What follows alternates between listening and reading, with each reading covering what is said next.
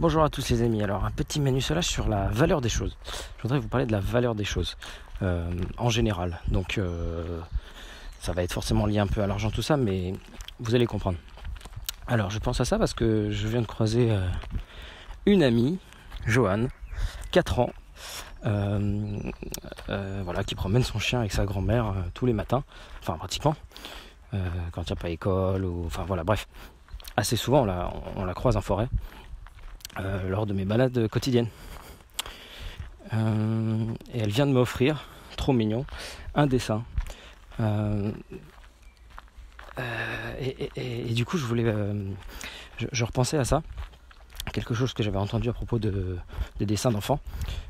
Souvent, on se demande, souvent on dit aux enfants, on se demande est-ce qu'il faut mentir aux enfants et leur dire que leur dessin est dégueulasse, ou est-ce qu'il faut leur faire plaisir et voilà, forcément être gentil au risque de leur créer une bulle de bisounours. Voilà. Est-ce qu'il faut dire la vérité aux enfants, genre non, ton bonhomme il a même pas de bras, qu'est-ce que c'est que ce truc? Après évidemment il y a une manière de dire les choses, ou alors il faut tout leur mentir, tout est beau, tout est rose, mais oui ton dessin il est super, c'est génial machin, et puis après le mettre à la poubelle quoi. Et bien la gueule du gamin qui voit son dessin à la poubelle alors que tu lui as dit que c'était super, que c'était génial.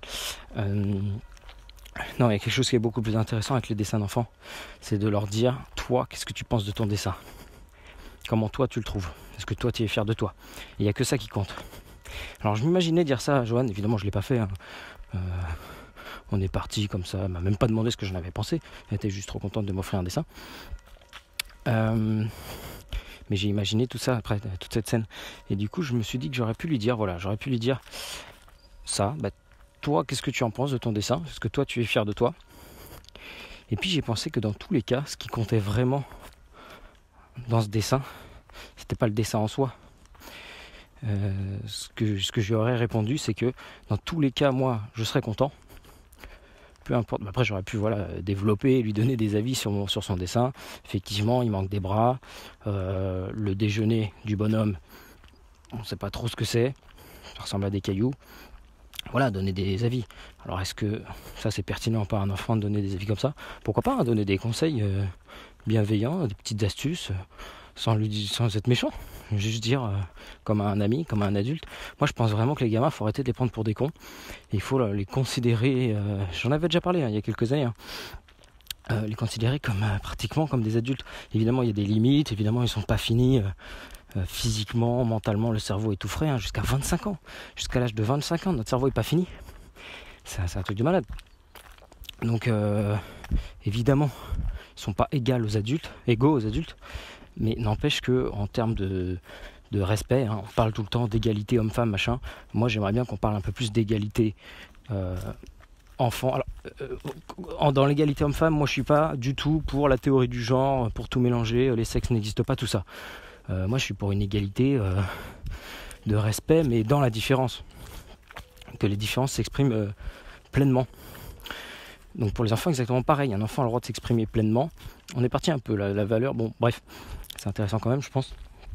Donc, voilà, un enfant a le droit, forcément, de pas être de propre, de pas forcément se tenir, de pas être un petit soldat, là, d'avoir des moments de folie, il n'est pas fini, donc il gère mal ses émotions. Enfin, il y a tout qui est à faire, quoi. Il y a un boulot énorme encore. Donc l'enfant a le droit de s'exprimer et d'être enfant, voilà. Il ne doit pas se tenir et se comporter comme un adulte. Mais par contre, je pense qu'il a le droit au même respect, c'est-à-dire pas parler dans son dos.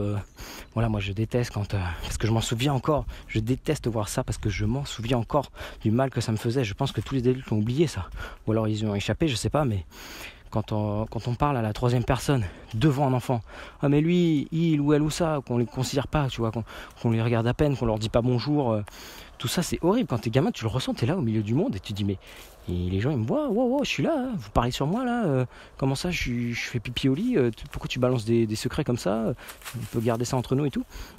Enfin vraiment on a des comportements, moi ça me dégoûte. Donc voilà, quelle est la valeur de ce dessin pour revenir un peu au sujet là? C'est tout simplement le temps qu'elle a passé à le faire. Et le temps qu'elle a passé à les faire, ça c'est une preuve c'est de l'amour tout simplement. C'est une preuve de sympathie, d'amour, d'amitié. C'est le temps qu'elle a mis à faire ce dessin, peu importe la gueule du truc. Donc c'est juste pour vous mettre une petite puce à l'oreille là, que vous vous rendiez compte que la valeur d'un objet n'est pas forcément... et c'est pas forcément le temps non plus. C'est ça qui est intéressant. C'est que par exemple pour un téléphone, souvent on s'amuse, et je vais prendre les iPhones, c'est un exemple facile. Souvent on s'amuse voilà, il y a des journalistes high-tech et tout qui s'amusent à calculer le prix réel d'un iPhone. Donc ils vont calculer juste... Excusez-moi, je branchais mon téléphone à une batterie parce que, comme je vous le disais déjà, il est en train de crever là. J'ai commandé une nouvelle batterie pour la changer. Donc ils s'amusent à calculer les prix des téléphones en calculant le prix des pièces. Voilà, l'écran ça coûte 50 balles, une batterie 20 euros, machin. En réalité, l'iPhone il vaut 140 euros. Et il est vendu 800 ou 1000. Et oui, il s'arrête à là. Donc, alors que le prix, la valeur réelle de l'iPhone, c'est les coûts recherche et développement, c'est la publicité, et c'est tout simplement ce que l'appareil t'apporte en termes de valeur. C'est pas du tout le temps que ça t'a pris ou le prix des pièces. C'est la valeur que ça t'apporte, que ça change dans ta vie. C'est comme, allez, un autre exemple. Un acte... une promesse de vente, ou voilà, un acte sur papier, ou je sais pas moi, la carte grise d'une voiture qui fait que tu es propriétaire, le papier en soi n'a aucune valeur, c'est un bout de papier. Mais par contre, ce qui est inscrit dessus a une valeur qui peut aller de 2000 à 100 000 euros suivant la voiture qui est inscrite. Donc voilà, c'est très spécial pour mesurer la valeur des choses. C'est tout un art, hein.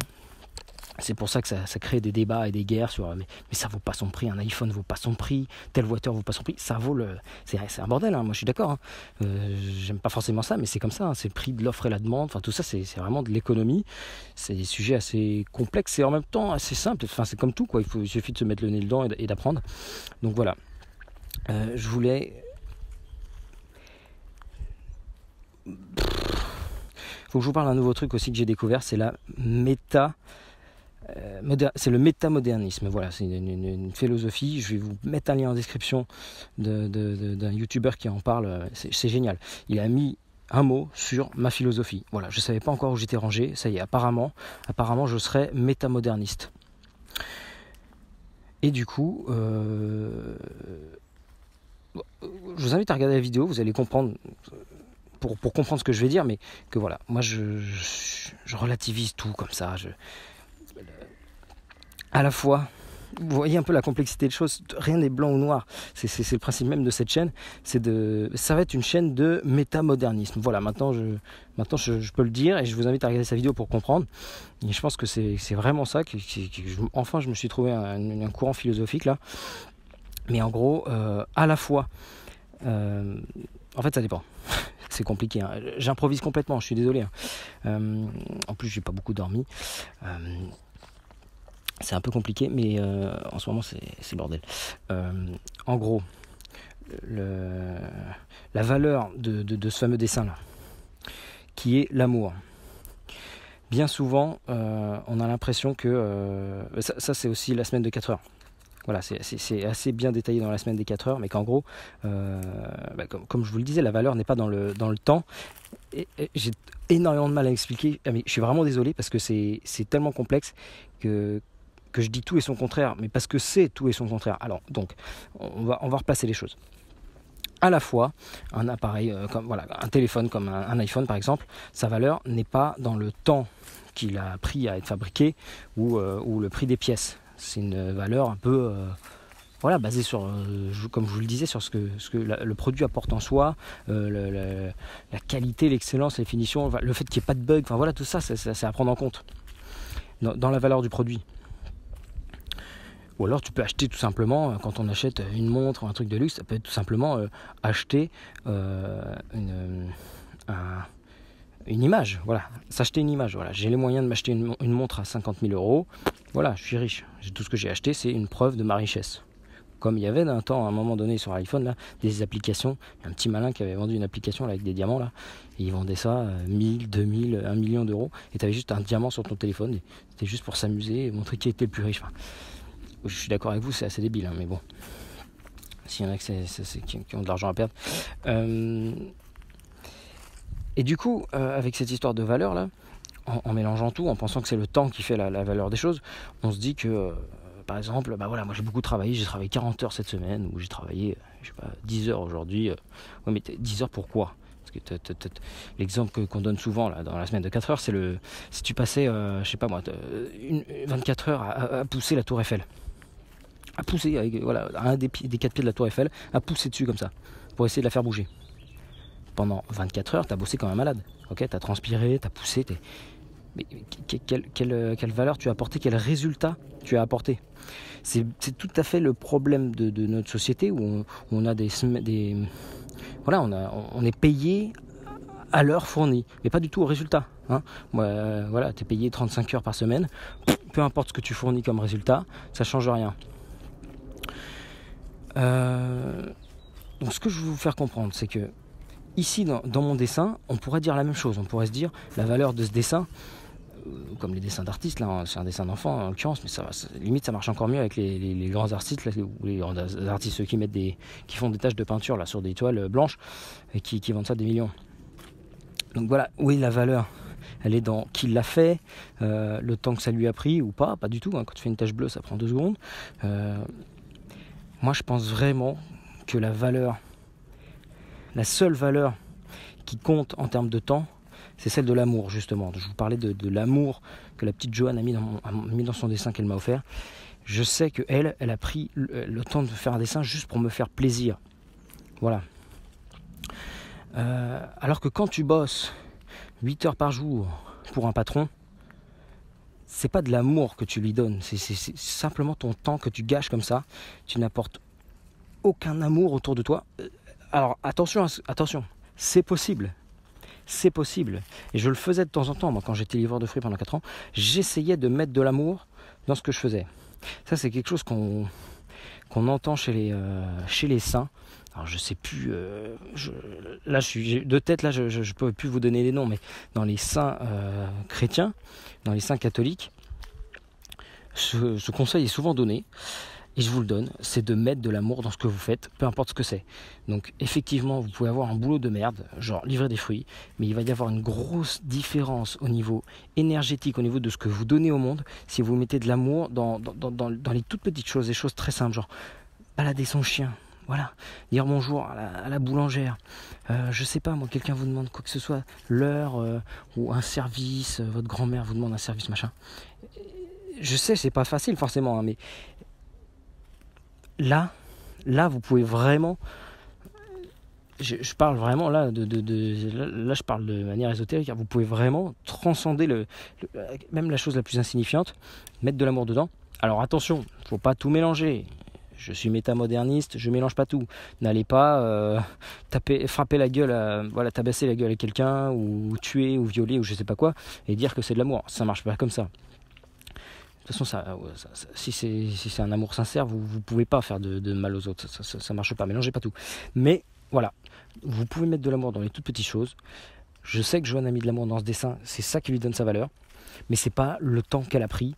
C'est le taux d'amour. Mais ça se mesure pas, ces choses-là. Ça se mesure pas. Et c'est pour ça que la société capitaliste, libérale, machin, se tape le nez là-dessus. Je pense vraiment que la vie en communauté, en famille, avec où chacun donne du temps et de l'amour aux autres, c'est en totale contradiction avec la logique marchande qui, elle, veut tout mesurer, mais ça, c'est impossible de mesurer. Je pense qu'on n'arrivera jamais à mesurer et donc à monnayer l'amour réel, parce que oui, on parle d'amour tarifé pour des relations, de relations tarifées, tout ça. Ça, c'est du sexe, c'est pas de l'amour. On ne peut pas vendre du vrai amour. Donc, vous voulez niquer le système, vous voulez, vous voulez être des rebelles, des anarchistes, et faites les choses par amour, donnez de l'amour autour de vous, c'est le secret, il n'y a pas d'autre solution, c'est le seul moyen de s'en sortir, d'aller au paradis si vous êtes croyant et que vous voulez aller au paradis. Voilà, dans les choses simples, mettez de l'amour, donnez de l'amour. Voilà, j'arrête là-dessus, c'était assez complexe mais j'espère que le message est passé. Donnez-moi votre avis en commentaire. Si ça vous inspire quelque chose. Je ne sais pas si vous avez remarqué, maintenant je prends le temps vraiment de... Déjà avant je les lisais tous, mais là je prends le temps d'y répondre. Alors c'est pas toujours facile, en plus je fais des fautes d'orthographe et ça m'énerve. Alors je demande alors de vérifier, de corriger. Donc voilà, mais je m'efforce et même s'il y a des fautes, je pense que c'est plus important d'être en interaction que de ne pas l'être parce qu'on a peur de faire des fautes. Donc voilà. Je vous dis à très bientôt et puis j'aimerais bien faire un live. Je vais revenir vers vous là. Je vais essayer d'utiliser Anglais Communauté et tout. Moi je connais pas tous ces trucs là, mais on va se faire un petit live parce que j'aimerais revenir sur toute la chaîne. Voilà, un live de retour. Donc préparez vos questions si vous en avez. D'ailleurs, allez-y, vous pouvez me mettre en commentaire si vous avez des questions sur mon alimentation. Il y en a déjà eu sur mon brossage de dents. Est-ce que j'utilise encore, est-ce que je fais encore ce que j'ai dit? C'est ça qui est intéressant. Et c'est ça qui va être intéressant, c'est qu'on va revenir sur tout ça. Je vais vous dire si vraiment ou pas je continue à ne pas me brosser les dents, à ne pas me laver les cheveux, machin, les œufs, se laver les cheveux à l'œuf, tout ça. Qu'est-ce que je mange? Est-ce que je mange des fruits? Voilà, il y a quelques jours là, je vous ai parlé des fruits en forêt qui n'existent pas. Il y en a un qui a posé une question très intéressante. Mais du coup, qu'est-ce que tu fais? Parce que je sais que les fruits, ça a été important pour toi. Tu viens de nous dire que les fruits, ça n'existe pas dans la nature et tout. Est-ce que tu remets en cause les fruits? Enfin, ça va être hyper intéressant de développer tout ça. Donc, préparez vos questions. Vous pouvez déjà me les poser en commentaire sous cette vidéo. Comme ça, moi, je sais... voilà, comme ça, je commence à en mettre de côté. Et puis bien sûr vous pouvez en reposer dans le live. Je partirai sur lundi prochain, lundi soir, je sais pas, 18h dans ces eaux-là. Ça me paraît pas mal. Donc voilà, dites-moi si vous êtes dispo, si vous êtes chaud, si vous avez des questions. Je vous souhaite une très bonne journée et je vous dis à bientôt. Et n'hésitez pas à vous abonner pour qui ce n'est pas fait et à mettre un petit pouce levé si vous avez aimé cette vidéo. Je vous dis à très bientôt les amis. Salut!